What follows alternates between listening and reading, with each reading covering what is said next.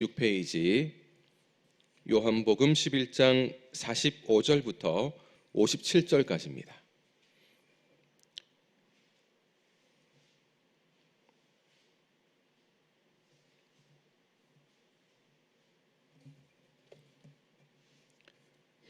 요한복음 11장 45절부터 마지막 57절까지 우리 함께 볼 것이고요. 우리 시간은 45절과 46절, 45절, 46절 두 절을 같이 읽겠습니다. 시작. 마리아에게 와서 예수께서 하신 일을 본 많은 유대인이 그를 믿었으나 그 중에 어떤 자는 바리새인들에게 가서 예수께서 하신 일을 알리니라. 아멘. 나사로를 살리신 이 말씀은 요한복음에만 유일하게 기록된 말씀입니다. 이 말씀을 잘 보면 예수님의 죽음과 연결되어지는 아주 중요한 사건이라고 할 수가 있는데요. 죽었던 나사로가 살아났다, 이 엄청난 기적을 보면서 당시에 있던 유대인들이 예수님을 믿는 놀라운 일이 일어납니다. 그런데 당시 종교 지도자들은 이 일을 계기로 예수라는 사람을 죽여야겠다 확실하게 작정하고, 이 나사로 사건 이후에 예수님은 체포령이 내려집니다. 비로소 예수님이 이제 죽음의 때가 완전히 가까워지고 있음을 이 말씀을 통해서 보게 됩니다.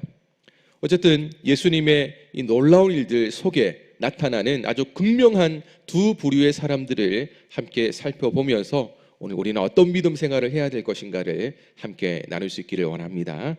우리 읽었던 45절, 우리 이 말씀 한 번 더 읽겠습니다. 시작.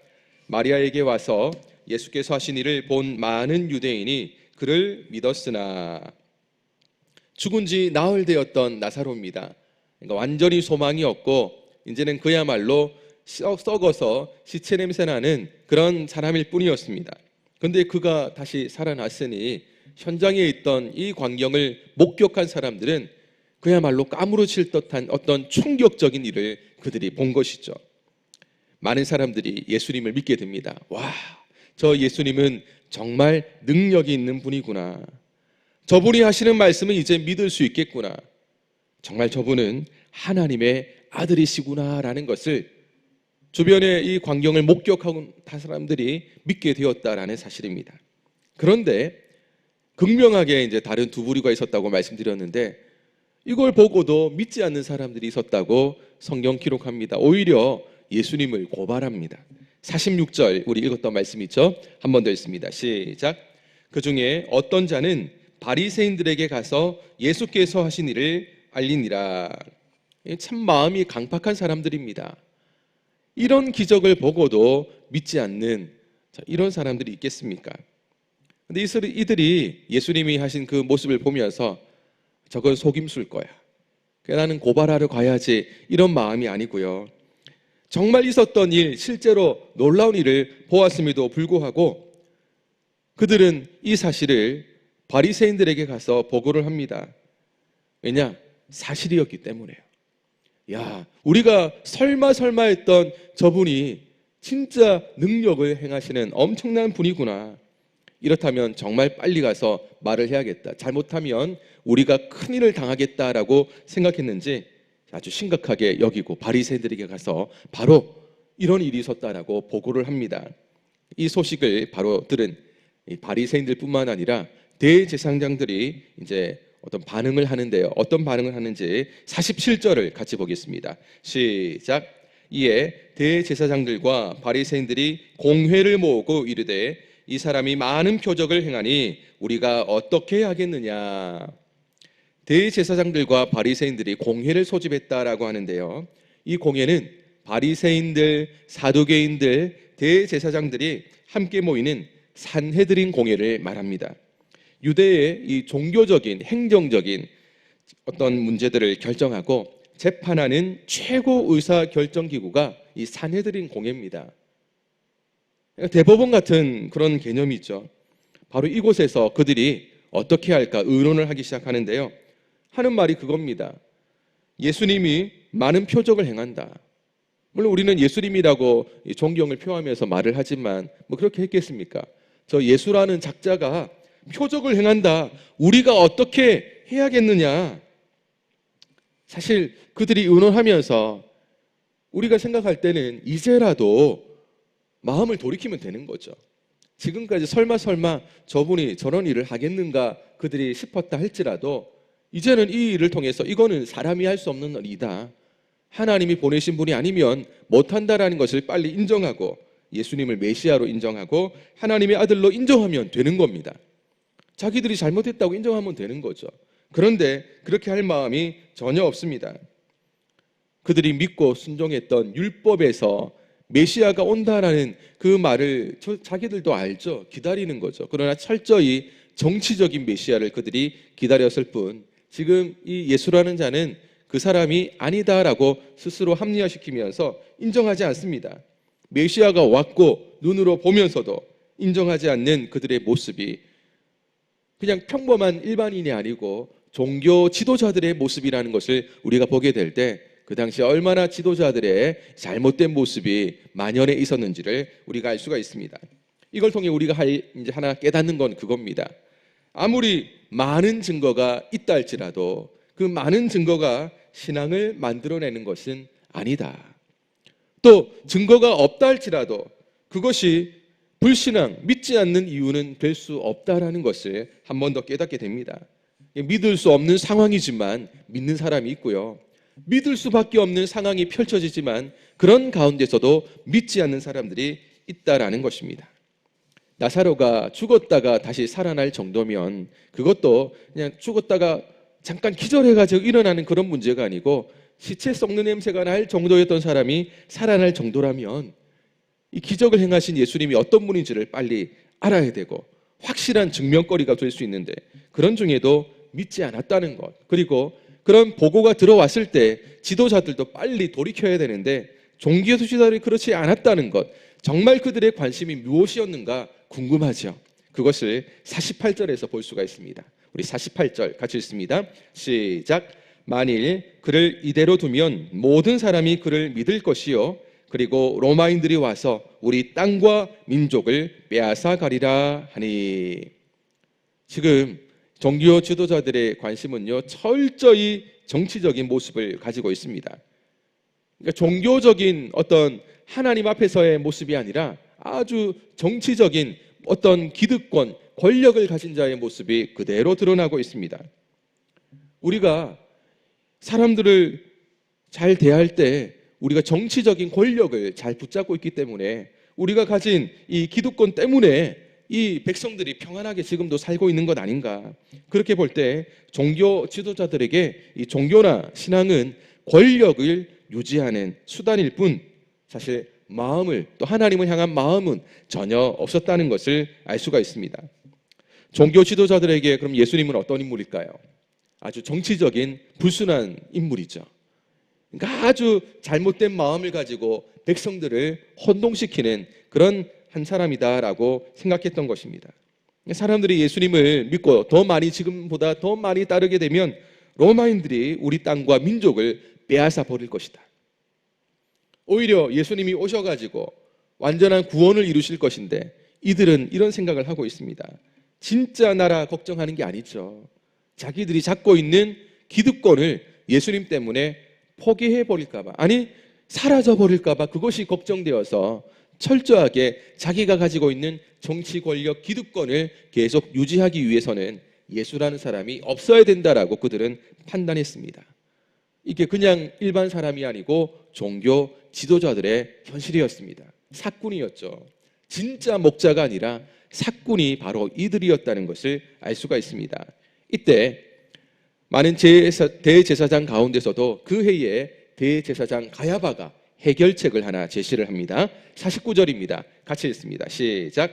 그 중에 한 사람 그 해에 대제사장인 가야바가 그들에게 말하되 너희가 아무것도 알지 못하는도다. 같은 지도자들에게 이야기를 합니다. 회의 중에. 참 당신들은 모르군요. 정말 이렇게 모를 수가 있습니까? 호통하고 꾸짖는 그런 말입니다.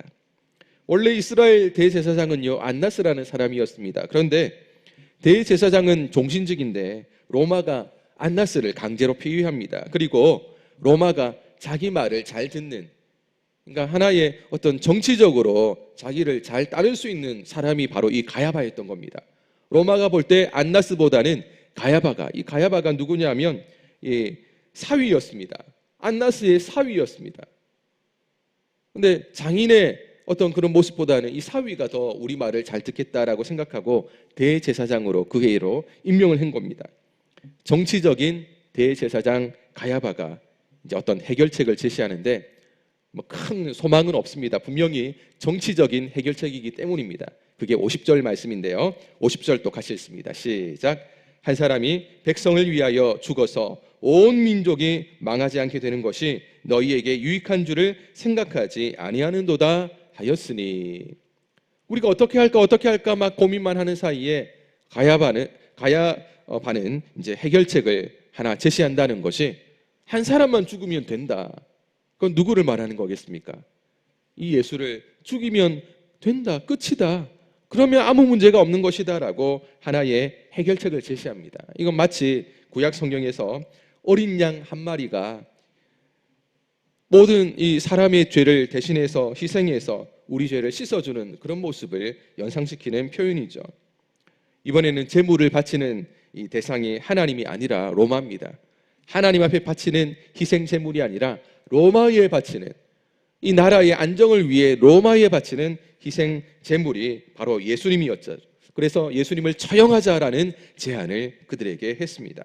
그게 백성들에게도 좋지만 너희들, 바로 기득권을 잡고 있는 정치 권력, 그것을 붙잡고 있는 종교 지도자들인 당신들에게도 너무나 유익한 것이 아니겠는가 설득하고 있습니다. 사실 대제사장이라면 율법에 근거해서 지금 이 예수라는 사람이 얼마나 큰 죄를 지었는지, 얼마나 잘못을 했는지, 왜 정말 죽어야 될 죄인인지를 파악해야 되는데 율법에 근거한 것은 하나도 없습니다. 단지 그들이 가지고 있는 정치 권력, 이 기득권을 놓치지 않는 한 방법이 예수를 처형하는 방법이다라는 것을 정치적으로 해결책을 제시한 거죠. 이에 대해서 51절, 52절에 대한 말씀은 이게 어떤 내용인지를 설명하는 말씀인데요. 51절, 52절 같이 읽습니다. 시작. 이 말은 스스로 함이 아니요 그 해의 대제사장이므로 예수께서 그 민족을 위하시고 또 그 민족만 위할 뿐 아니라 흩어진 하나님의 자녀를 모아 하나가 되게 하기 위하여 죽으실 것을 미리 말함이러라. 이 말은 하나님이 그렇게 말하게 했다는 것이 아닙니다. 대제사장 가야바가 정치적으로 해결책을 제시하긴 했지만 하나님께서 결국 그 사람의 입을 통해서 나왔던 아주 철저한 인간적인 말이 결국은 하나님 앞에서는 예언의 말씀이 되었다라고 보는 게 좋은 거죠. 중요한 것은 이 말을 한 사람이 누구라고요? 대제사장입니다. 대제사장은 유월절 희생제사를 주관하는 사람인데요, 이것이 대제사장이 예수님을 죽음으로 몰아넣는 아주 결정적인 제안도 했다라는 것입니다. 이게 중요한 겁니다. 예수님을 앞으로 유월절 희생양이 되게 해서 십자가에 죽이게 만드는 하나의 제안이 바로 대제사장으로부터 나왔다는 것. 사실은 그들은 실제 어린 양을 희생제사로 올려드려야 되는데, 유월절 희생제사를 바쳐야 되는데 예수님이 바로 그 일을 담당하는 하나의 희생제물이 되게끔 대제사장이 말을 했다는 것이 중요합니다. 저희는 마지막으로 달려가고 있습니다. 53절, 54절입니다. 두 절 같이 읽습니다. 시작. 이날부터는 그들이 예수를 죽이려고 모의하니라. 그러므로 예수께서 다시 유대인 가운데 드러나게 다니지 아니하시고 거기를 떠나 빈들 가까운 곳인 에브라임이라는 동네에 가서 제사장들과 함께 거기 머무르시니라. 아멘. 예수님이 죽을 때가 점점 가까이 다가오고 있습니다.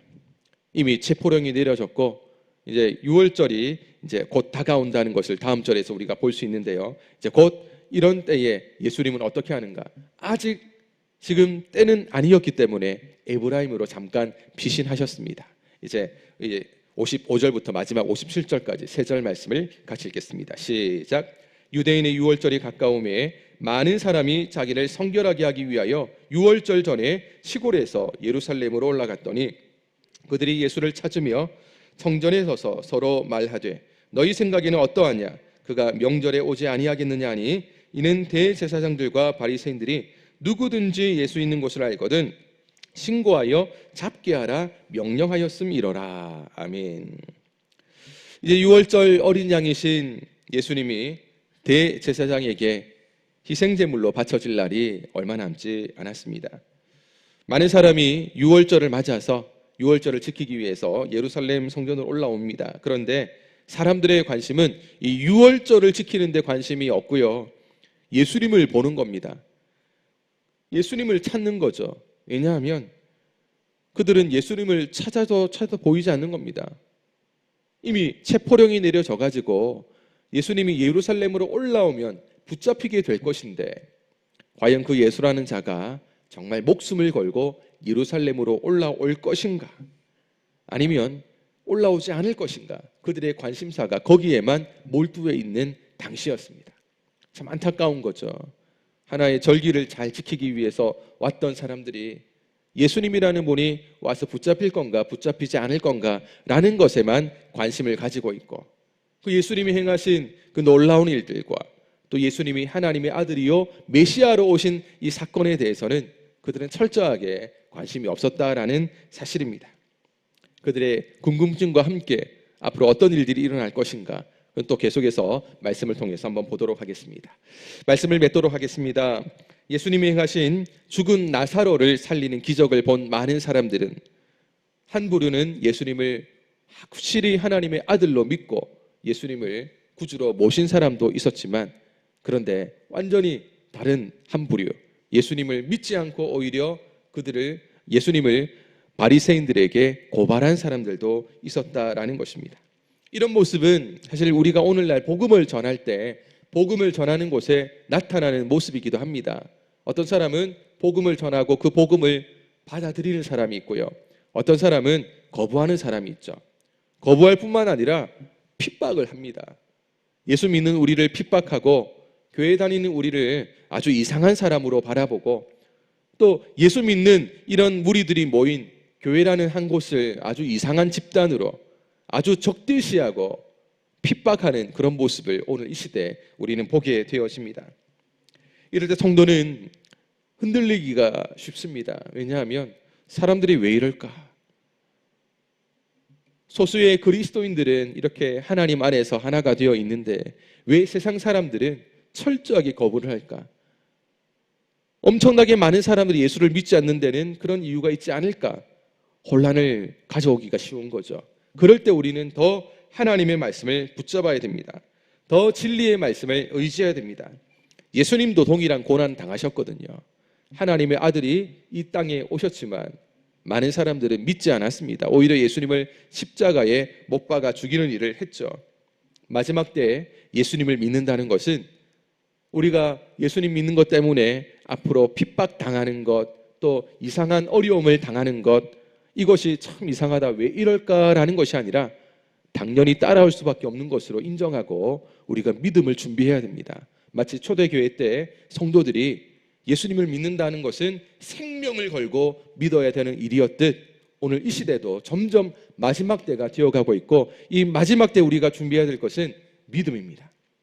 믿음을 준비하고 각오를 하고 신앙생활하면 아무런 문제가 없습니다. 그러나 이런 각오가 되어 있지 않으면 어려움이 올 때마다 흔들리기 쉽다는 것을 우리는 기억해야 될 것입니다. 오늘도 이 하루 하나님 앞에 기도하시면서 하나님 간절히 구하십시오. 하나님, 오늘도 하나님 앞에 이 하루를 살아갈 때에 어떤 일이 생길지 모르지만 하나님이 주시는 은혜에 감사하게 하시고 또 원하지 않는 일들이 발생한다면 그 속에서도 믿음을 끝까지 지킬 수 있는 은혜를 주옵소서. 오직 하나님 바라보며 하나님 의지하며 이 하루도 승리할 수 있도록 도와주옵소서. 함께 기도하신다면 하나님께서 넉넉히 이길 힘도 주시고 은혜도 주실 줄로 믿습니다. 하나님의 은혜가 풍성한 하루가 되시기를 예수님의 이름으로 축원합니다. 기도하겠습니다. 거룩하신